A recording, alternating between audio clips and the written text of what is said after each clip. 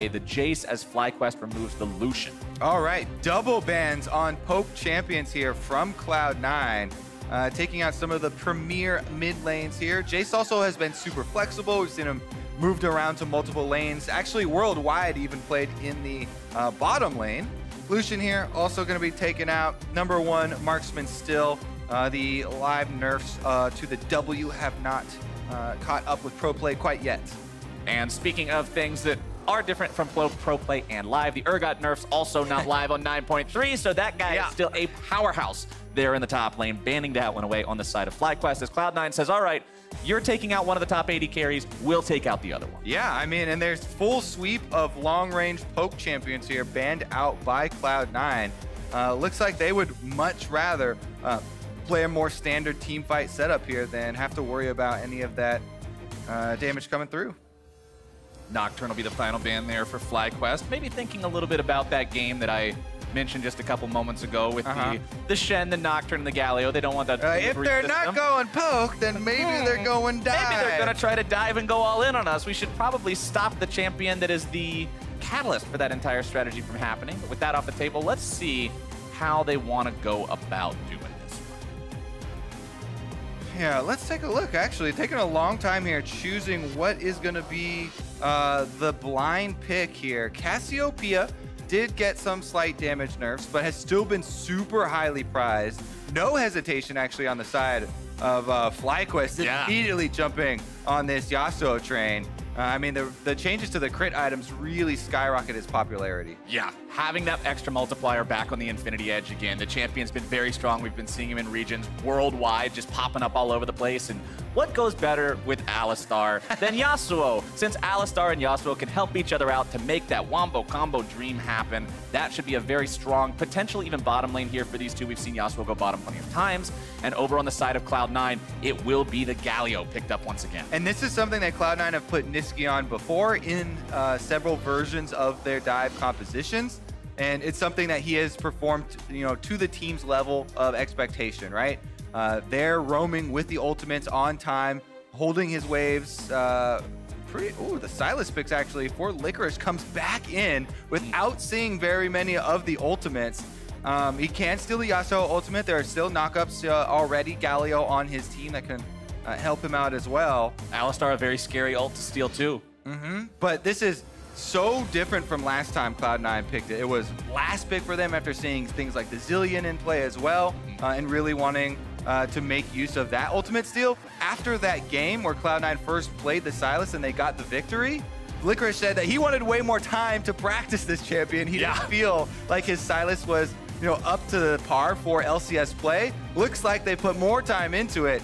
And this is going to be his second go-around, so I expect some good things. Well, the response from FlyQuest is to pick up yet another Yasuo enabler, as well as another big frontliner in the Sejuani there in the jungle for Santorin. So I guess one way to say, all right, if we think you might be going for some dive with a Galio, like our backline could be in danger, why don't we just not have a backline, send everybody in one giant ball, and be done with it? Very well could be the case. Yasuo also works super well with Sejuani. They synergize in enabling each other's kits very easily for the stuns and the knockups.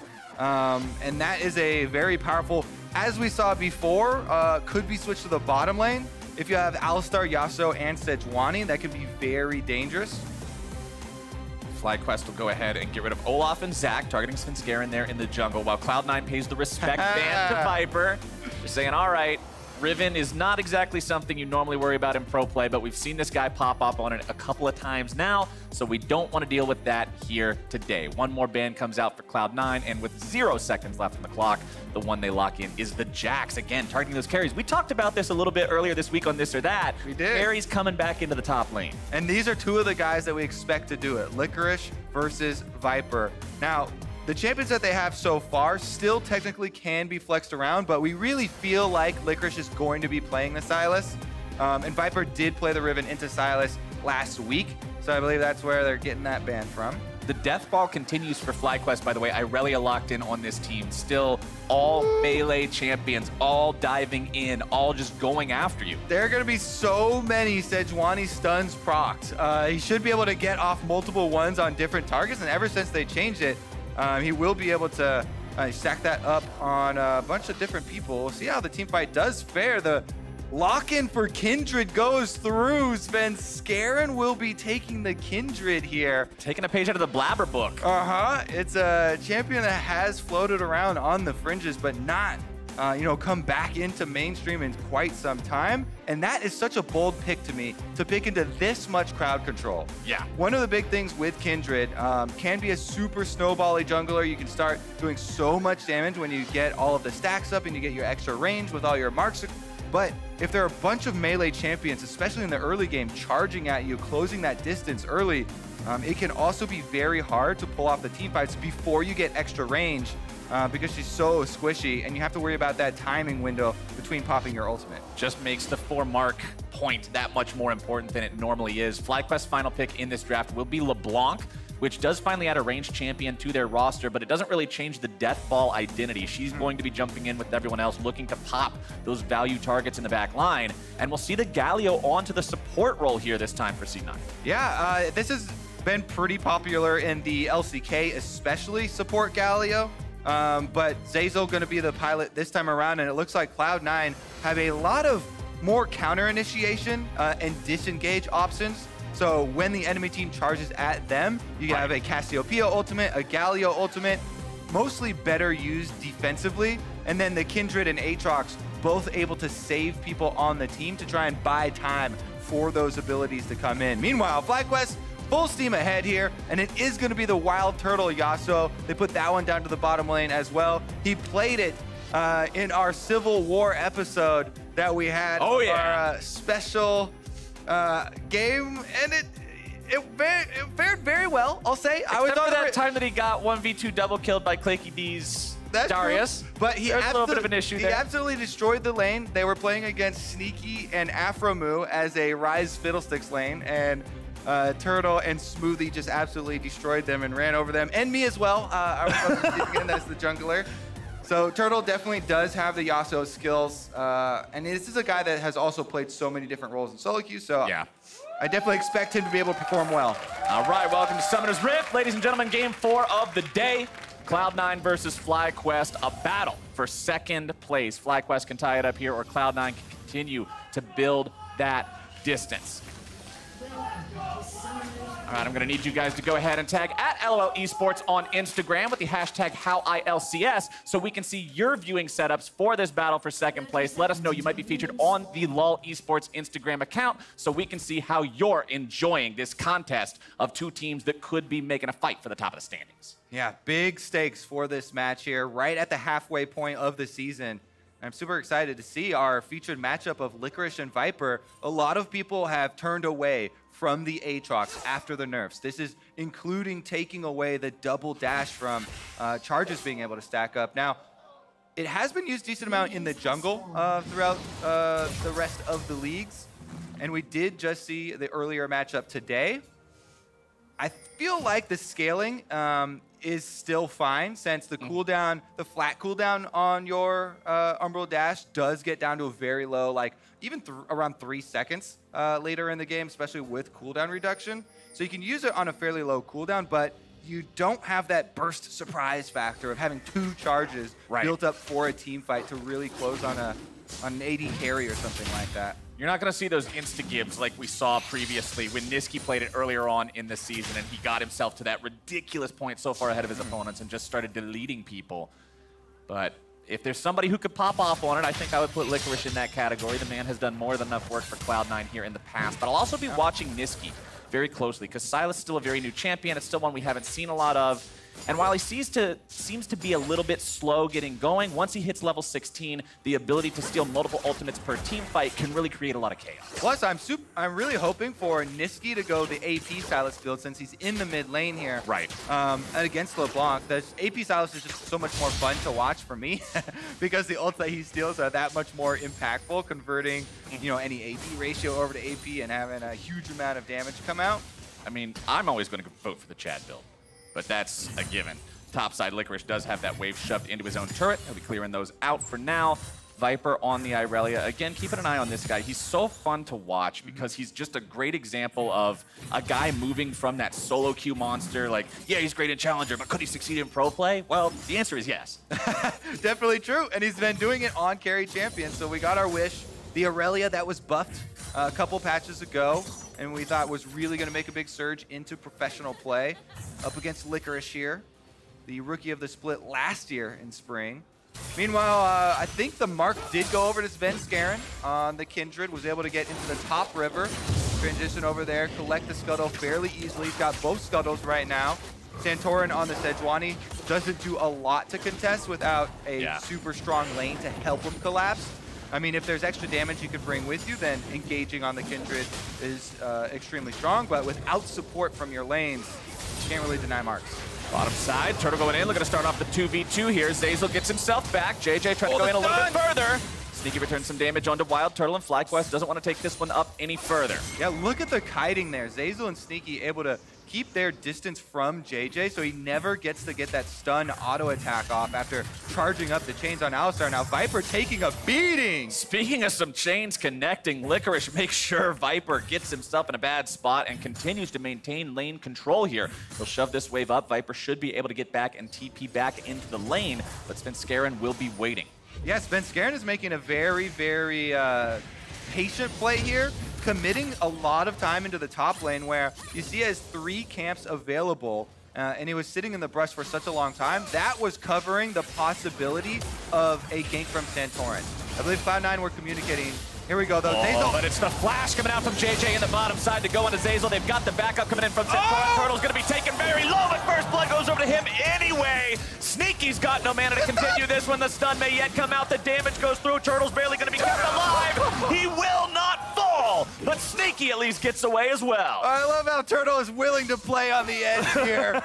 Balancing his life on that knife's edge. Does not go down even with the tower shot afterwards, and they still got both summoners out of Nisqy after getting the kill onto Zeyzal. Let's take another look at the setup. C9 were betting on a top lane gank. That's why Svenskeren was up there waiting, but it was bottom lane where Santorin decided to go. They finish off the kill here onto Zeyzal with Turtle healing off the Triumph, then able to proc the last stack for that stun with the Q.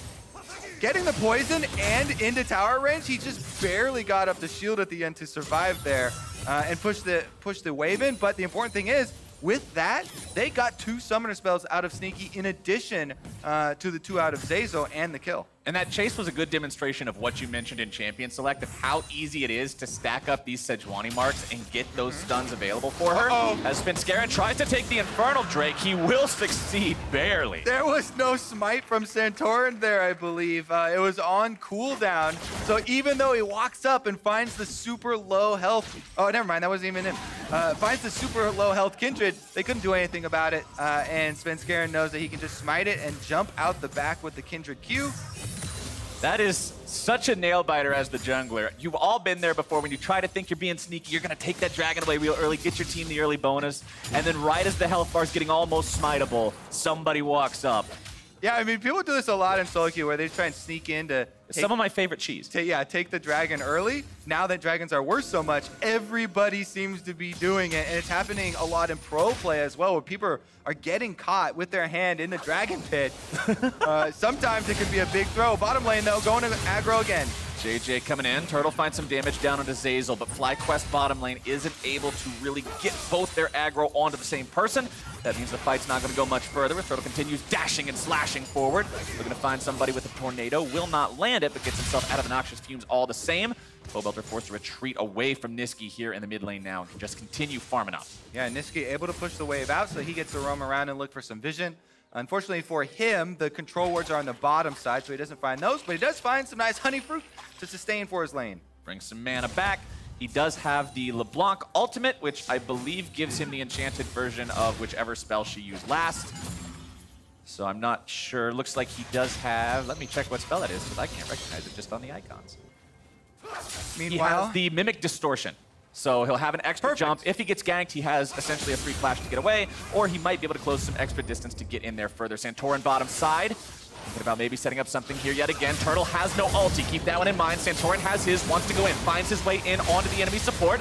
Zeyzal knocked up into the air, going to be taken very low and finally taken down. Backup has arrived for Cloud9, but Svenskeren is too little, too late. And again, as we touched on in Champion Select, with the early lock-ins there from FlyQuest, bottom lane with a Sejuani, Alistar, Yasuo, there's just so much potential for crowd control down there. They all help each other set up each other's moves. And once again, FlyQuest visit bottom lane. They get another kill for themselves. Turtle now 450 gold for the bounty on his head. And that is exactly where they want this money to go. The whole reason people are picking Yasuo so much more now is because of all the crit items, and now he's got money to buy those items, Flower. Oh, it's feeling, this is looking like the enemy team Yasuo for sure, not the your team's Yasuo. He'll be very scary once he can get a couple of those purchases under his belt. And remember the new way that Phantom Dancer works, Yasuo doesn't have to try to buy Asterix Gauge anymore either, because the Phantom Dancer will give him the lifeline passive, make him that much harder to kill when he does those very trademark Turtle plays of going in and trying to make the big moments happen. Very true. Meanwhile, it is going to be Cloud9 now taking over the momentum, as it was just a recall from the bottom lane. So they move into the river, clear out all of the vision, and take up this Scuttle Crab here. Svenskeren has been doing his best on this kindred while not affecting the lanes too heavily, has one mark to his name, and was able to sneak in for the Infernal Drake.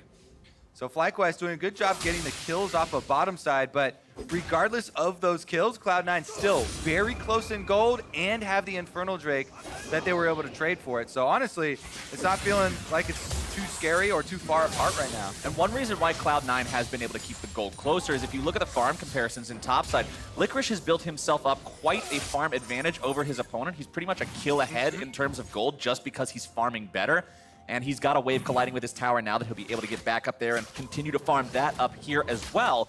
This guy, time and again, just shows, even if it comes down to the little things, like making sure you're outdoing your opponent in lane, why everybody considers him so good. Yeah, and another thing about the nerfs to Aatrox that everyone was kind of freaking out about was, oh, they took off the spell vamp for physical damage to minions, but they did also compensate him in giving some of the base health regen up. So you still get passively some extra health regen. I would say it's still definitely a nerf, you know, and it definitely did impact the champion pretty heavily, but I don't think the champion is dead by any means. Worth pointing out too, I mentioned the Phantom Dancer change earlier, but there is not a Phantom Dancer on WildTurtle this game. He is going for Static Shiv as mid lane. Pobelter finds himself on the losing end of a trade for now. Second chains means that Nisqy has to pop the cleanse to get himself away. Saw the rest of FlyQuest coming up here. While bottom side, that means Turtle will be left alone. Has to flash away from Zeyzal so he doesn't get taunted. Yeah, Zeyzal was looking at a pretty juicy flash himself there. So now Cloud9 with a summoner spell advantage on bottom. Turtle's got none, and C9 have all four. Very scary situation, but Turtle with that Shiv should be able to push the wave up rather easily. Pobelter finding himself jumped on, flashes over the wall to make sure he stays safe away from that taunt, and Cloud9 will not collapse on him. All right, C9 blowing a lot of flashes in preparation for this dragon fight. I wonder if FlyQuest are still going to try and fight this. Even down so many summoners, the teleports are available for Viper. Well, it looks like FlyQuest is not backing away anytime soon. Multiple man knockup. Oh, and again, Yasuo cutting him to pieces. Zeyzal's going to be stuck here in the middle. Shutdown credit over onto WildTurtle. Goes over to Zeyzal, still keeping himself alive for now.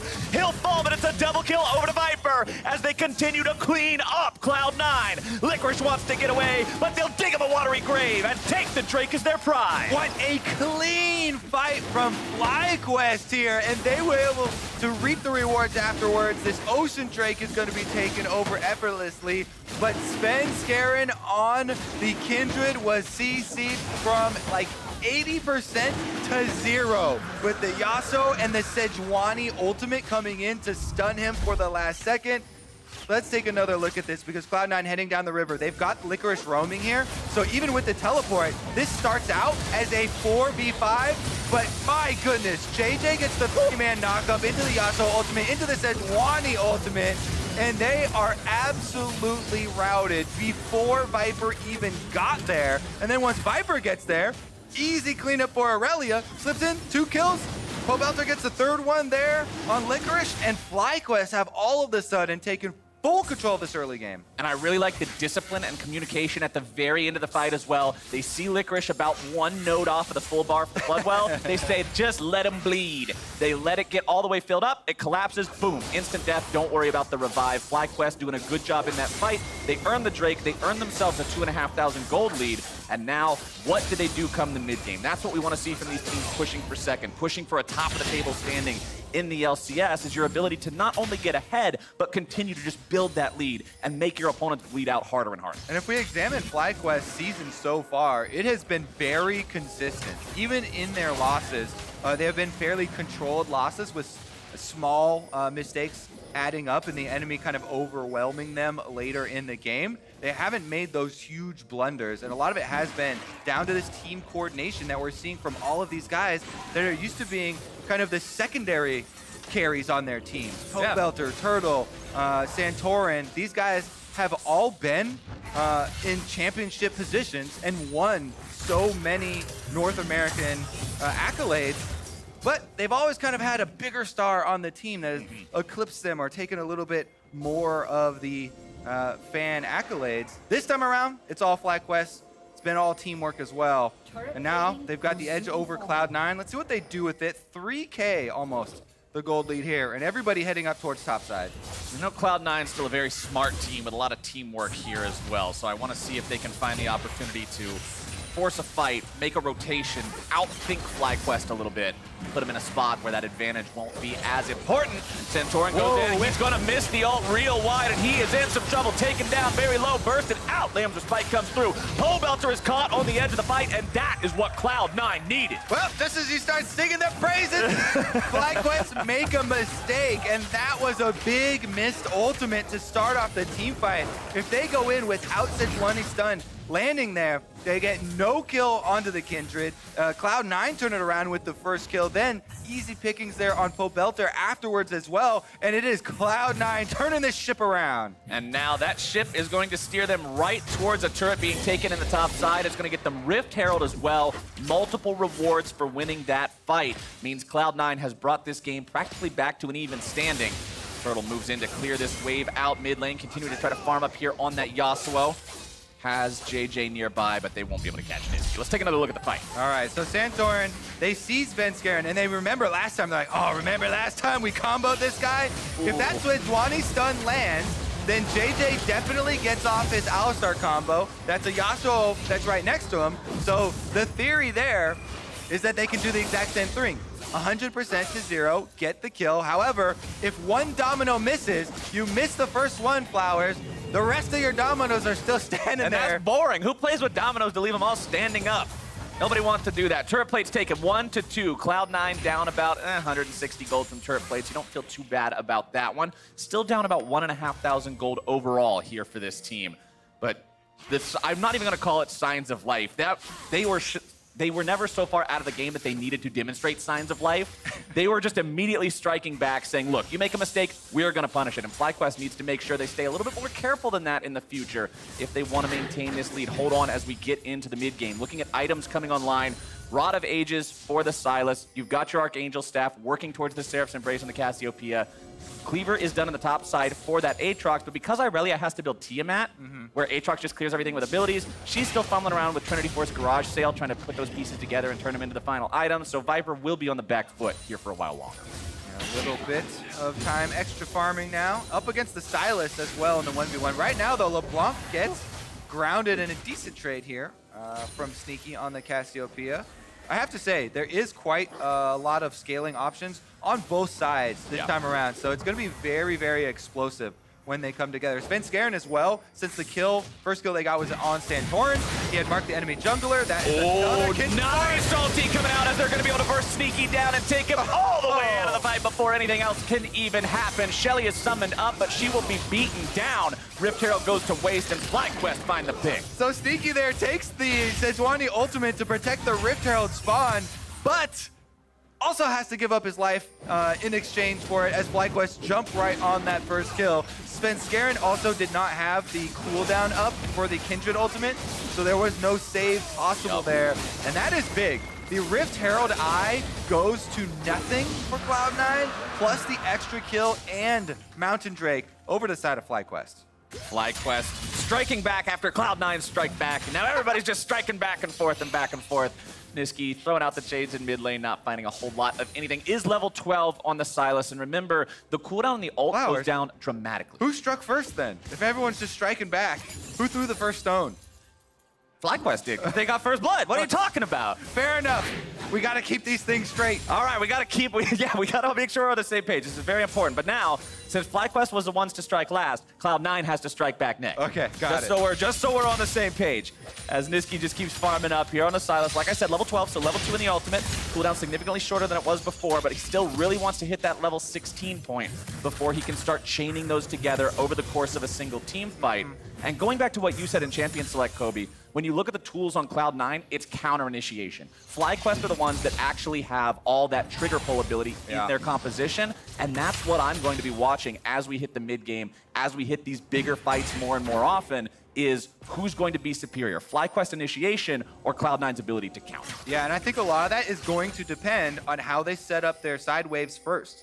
They've got LeBlanc and Irelia, both very good in 1v1 scenarios, and we've already seen throughout this game the power of the Alistar, Sejuani, and Yasuo in combining for CC to pick people off and actually secure those kills. So it's going to be up to Cloud9 to keep up their defensive vision and try and ward off a lot of those moves from FlyQuest that will be coming through. I have to say, because you're touching on the Sylas build, and he is going kind of the hybrid route here with the stacking HP and mana coming from his Rod of Ages. The one thing that doesn't have is cooldown reduction. So he's going to try and get to the level 16 mark, 4 more levels. But in addition, pick up another cooldown reduction item next, and that will really get a lot of value out of the ultimate steals. For those that aren't aware of the numbers, final level Sylas Ultimate has a 15-second base cooldown, so if you're rocking 40% CDR, that means you will be able to steal a new ulti every 9 seconds. Yes, sir. Very quick ability to chain those together in a team fight, as Cloud9 moves multiple people up the top lane. They never did take down that tier 1 turret after the fight they won earlier, so still have eyes on that one. But Turtle will clear out these waves very effectively. Does have Infinity Edge along with the Static Shiv. Now 100% crit chance is a scary Yasuo. Yeah, starting to get through the multipliers here, and Turtle has gone full DPS Yasuo. That's what I like to see. As he said, Shiv is a very big AoE burst damage for the team fights, and combining that with the Infinity Edge, there's definitely a very large power spike here for WildTurtle specifically, but also for FlyQuest overall. They've got full magic penetration plus Ludens on their LeBlanc. Pobelter there has been able to stack up the flat penetration. And then the Trinity Force you were waiting for on Irelia has been purchased by Viper, so it's primed right now for FlyQuest to keep the pressure. 20 minutes in here, they want to push the pace of the game and not let Cloud9 kind of recover from the early deficit that they've been able to impose upon them. FlyQuest has built that lead up to about 3,000, so continuing to build, but slowly and surely. 20 minutes in means Baron is alive now, so either team could potentially go after that if they find themselves a big team fight win after something else.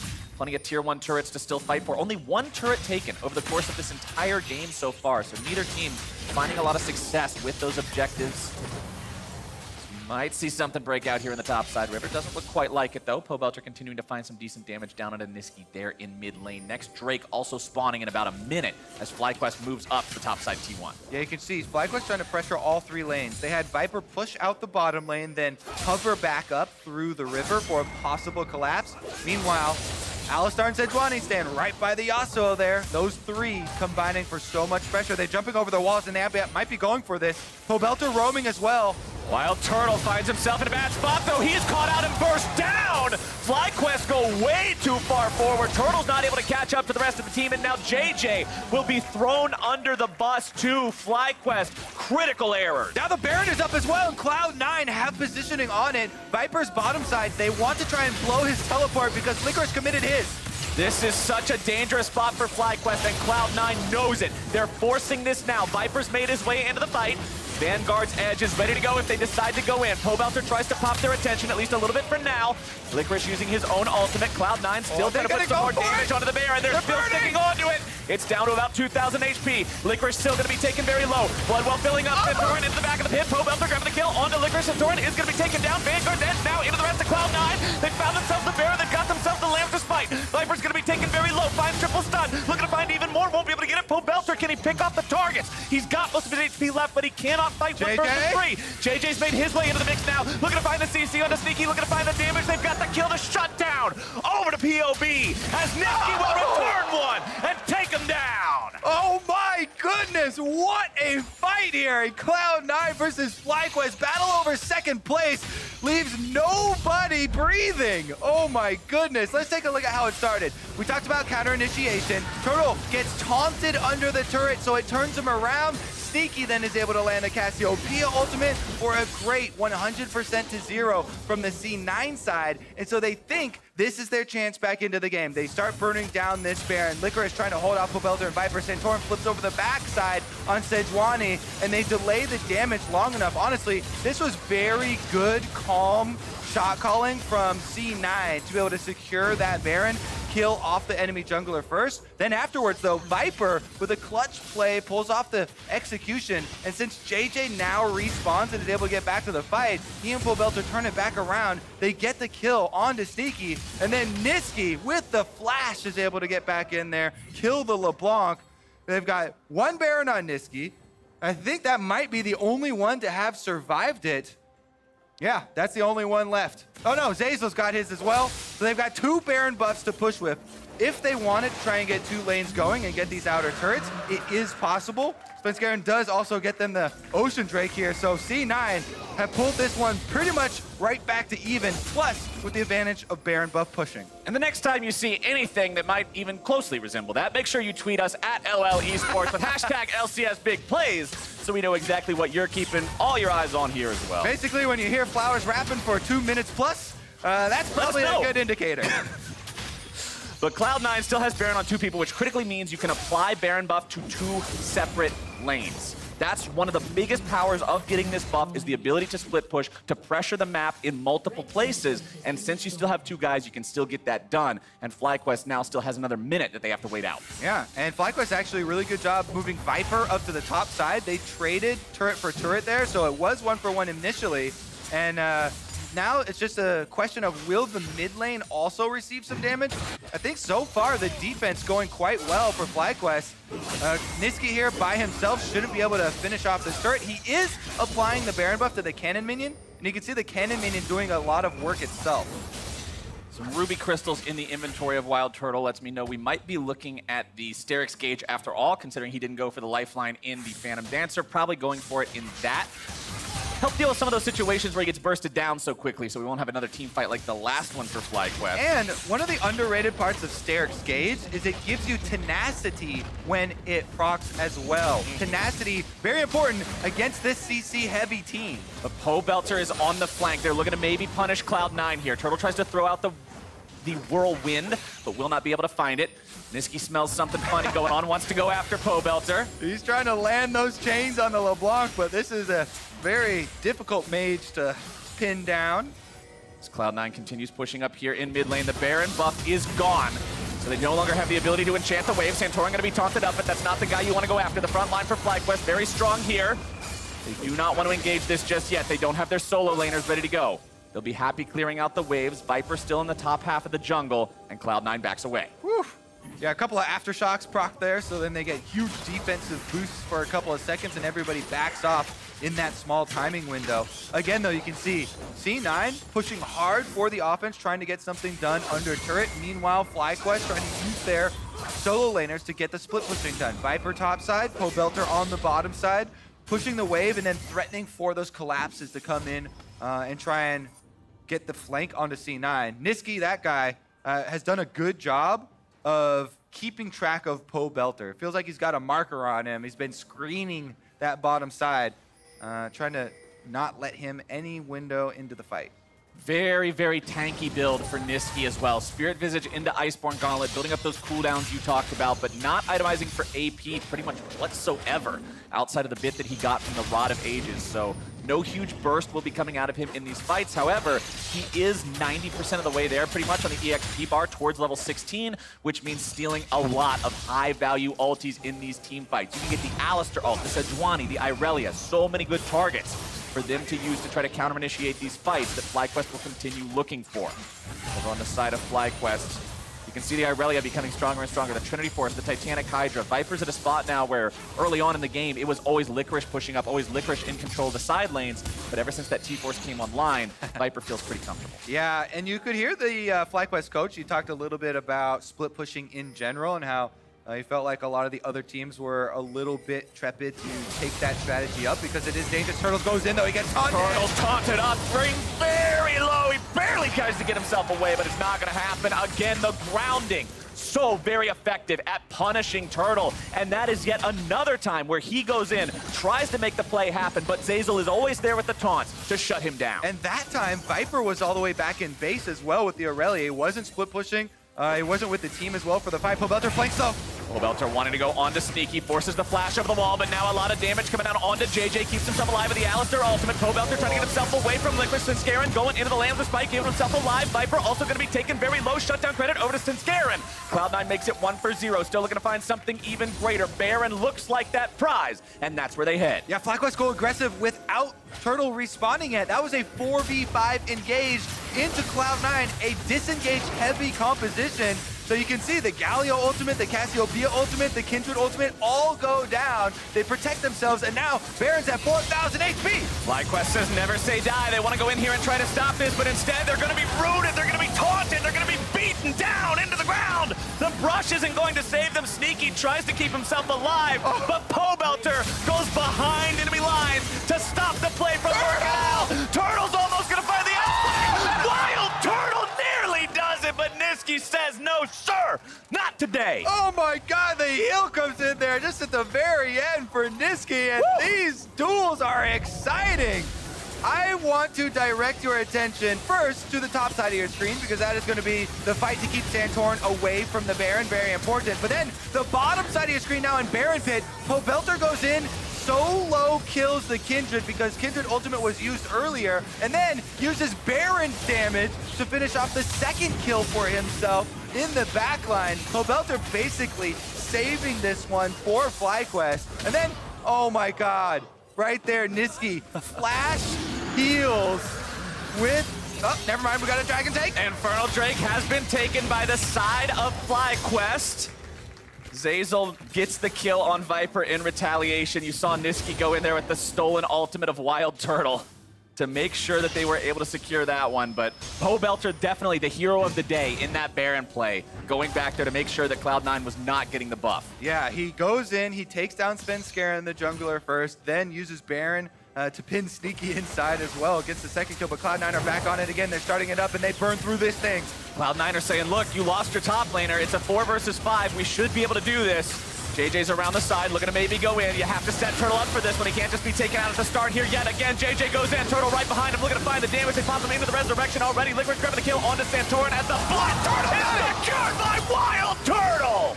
Oh my goodness, they're all gonna die afterwards though. C9 are on the chase, Pobelter's running for his life. Pobelter tries to get away. LeBlanc's got a lot of tricks up her sleeve, Kobe, but she doesn't have long enough sleeves today. The shutdown over to Svenskeren. Cloud9 puts a few in the dirt for that one. Viper's alive, but did he respawn in time to even get the buff? No, he did not. These Baron's flowers. Okay, so once again, they were trying to kill off the Sejuani. They're leaving the Baron at high health while that happens. Then Redemption comes in to see Turtle. I think it was just a Q right there. Was able to finish off at 89. Regardless, C9 killed all of FlyQuest afterwards. Viper has respawned here, but C9 without the Baron buff still get inside the base, and they're going to take an inhibitor. Cloud9 get inhibitor. FlyQuest neutralized Baron. And now you've still got 15 seconds before Pobelter is back alive. FlyQuest not wanting any more of these 4 versus 5 fights if they can help it, but not wanting to exactly give away 2 lanes of inhibitors either. Cloud9 continuing to push this up, take advantage of the fact that Pobelter is dead, but now that he's alive, FlyQuest has all those initiation tools we were talking about. Can they find their way into the mix? And it looks like no. Whew. What a few Barons we have had, Flowers. Those have been some exciting fights. Right now, it's going to be a full reset, and Cloud9 were just able to get both inhibitors before getting out without anything left for FlyQuest here to pick up on the backside. So this is a huge, huge moment.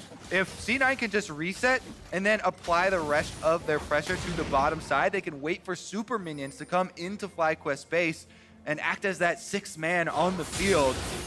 Really, now the name of the game is going to be patience. Up until now, there has been a lot of frantic plays. However, let's see if they can continue this one towards the bottom side a little bit more calmly. But I don't think FlyQuest have demonstrated good patience this game. I think that they've had multiple errors where Turtle's been caught out, or they've tried to initiate, or they've missed some stuns from Santorin in the one fight in the top side, where FlyQuest know that they have all the tools to force these fights, but the way they're doing those forces, the way they're mis-executing, has put this team in the spot that they're in right now, where they're now on the back foot. So not only do you have all this free pressure rolling in, but your opponents know it's do or die time. The next time they go in could be the very last time. Yeah, and there's not a lot of time for FlyQuest to work with. The Cloud9 are knocking at the door for the last inhibitor. Right now, Licorice pushes up the mid lane to allow these super minions to get inside the base, and FlyQuest are going to have to act decisively. JayJ's already been taken down to about half HP. Pobelter barely getting himself away, and surely there's no way FlyQuest can fight this now. Cloud9 will march into the base as FlyQuest retreats to heal. Inhibitor turret number 3 down. Inhibitor number 3 targeted. Viper on the retreat. Santorin on the retreat. Everybody else chilling in the fountain, just waiting. As now Cloud9 has entire domination of Summoner's Rift. Zeyzal's finding himself the taunt here yet again. Viper's locked down. Viper's blown up. FlyQuest in some trouble. They can't get the damage, and Cloud9 will take this fight. JayJ's trying to keep Nisqy away, but Licorice will slam Pobelter right back into the ground as Santorin tries to retreat. Turtle tries to go in, and FlyQuest will try, but it will not matter. Cloud9 will retain sole possession of second place, and they will take FlyQuest out in 34 minutes. Woo, look at the reactions after that one. Cloud9 get their hard-earned victory here. And as you said, gain sole possession of second place. Looking very strong here, heading into the second half of Spring Split. And man, do I want to give kudos to Zeyzal that game. You talked about how support Galio. We've seen it over in Korea. This time we're getting to see it in NA, and his taunts were on point. Those were the things constantly stopping Turtle when he tried to go in. That was what caught the Irelia at the end and allowed them to just blow Viper up. Zeyzal was there today. Definitely a huge, huge playmaker for this team. Cloud9 have always been so outspoken about the shot calling coming from this guy as well. Having him on a playmaking champion with some hard CC, definitely returning big victories for them. Cloud9 feeling good about that one, and that's how they're going to finish the final game of the first round robin here for this squad. So getting out of those first 9 games, being 7-2 now, feels pretty good for the side of C9. All they have to do now is figure out how to beat those teams that beat them last time, and they're cruising. Yeah, I think their sights are set on Team Liquid. Oh yeah. Definitely the one at the top of everybody's list. Just dropping the one game, but still looking so strong. I think the interesting thing about the matchup between Cloud9 and Team Liquid is that I feel like most of the time you know what you're getting from Team Liquid, but Cloud9 have showed a lot of different things. And today, Cloud9 showed their ability to punish their opponents even when Cloud9 didn't have a ton of initiation tools themselves. They waited on FlyQuest to just go too far or get too impatient, and the punishment was always there. We saw Turtle get caught, we saw Santorin get caught, we saw Cloud9 make that happen. And to break down that bloodbath of a game, let's give it to none other than the State Farm Analyst Desk. Thank you very much, Captain Flowers. Bloodbath is a good word for it, as C9 mounts the comeback to retain second place here against FlyQuest. But it was exactly that. It had to be a comeback for Cloud9 as they went down early to some impressive play out of the FlyQuest squad.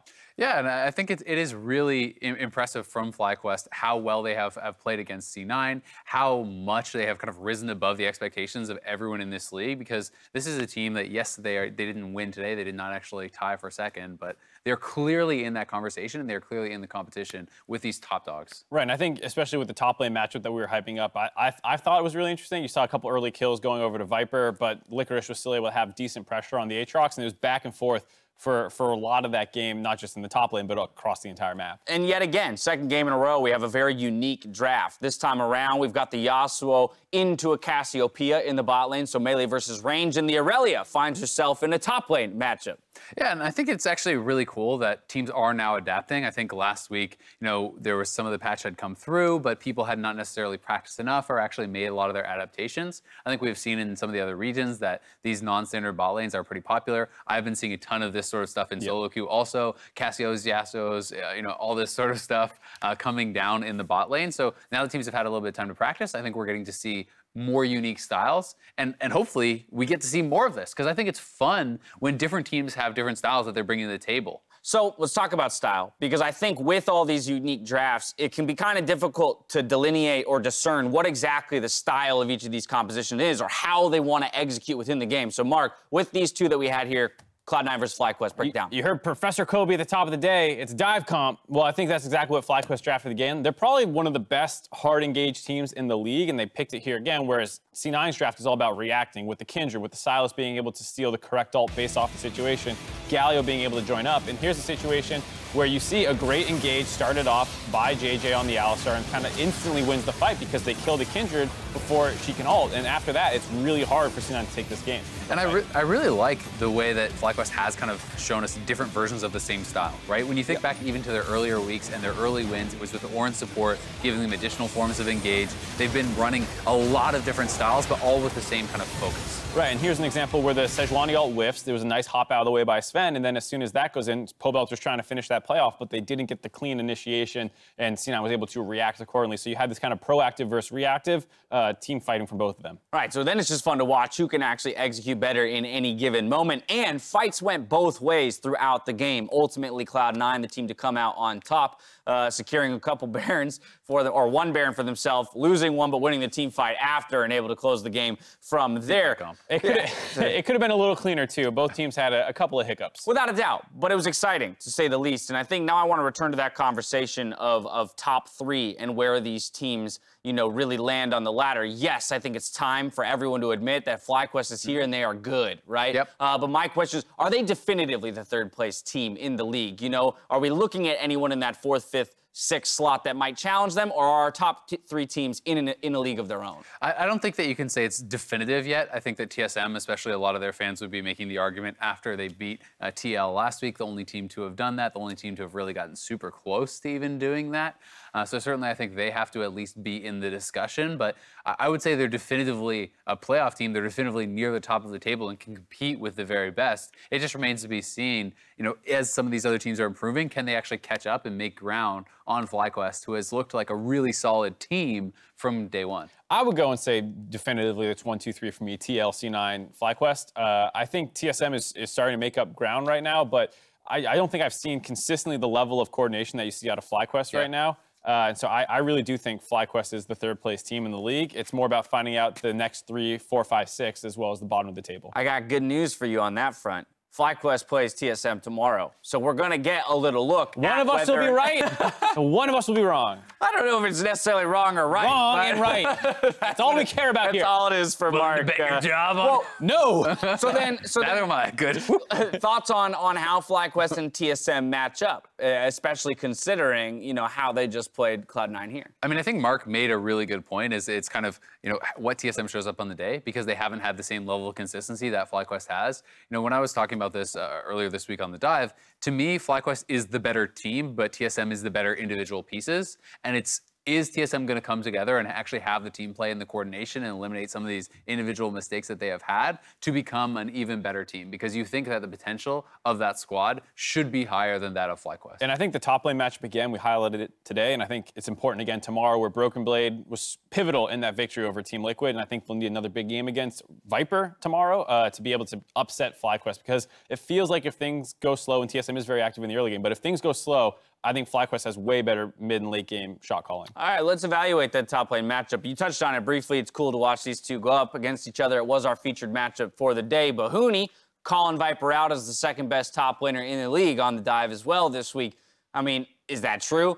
To me, 9 games into your rookie split still seems too early to definitively put you in a number 2 position for pretty much any role, but Yeah, I mean, it depends. Like, maybe he got slammed by Viper for a week, and he's just like, top 2. And to be fair to Huni, he was saying it's based purely on this season's performance. Oh, okay, all right. He's So not looking- strictly out of those 9 games. Exactly. So out of those 9 games, he felt that Viper had performed second best. I think that's a reasonable argument to make. I think he has actually performed on a number of different styles of champions. He was playing tanks in the early days. He's brought out his Riven, as that kind of special pick and did really well on that. He's performed on a lot of different champions, but these two obviously were very, very much top of the table. Again, I find it funny, too. We're not talking a ton about Nisqy, but that only goes to your point that you made at the top of the day, Mark. The fact that we're not talking about him means he slotted into this team so damn well. Yeah, his Sylas was super good. We didn't even talk about it, but he was always stealing the right ultimates, had an interesting tanky hybrid combination of AP and sustain, went for the aftershock. I thought he played super well. Alrighty, there you have it. Game 4 in the books. It's break time, but when we come back, TSM and Counterlogic Gaming face off for the first time in 2019. A reminder that if you're thinking to yourself, hey,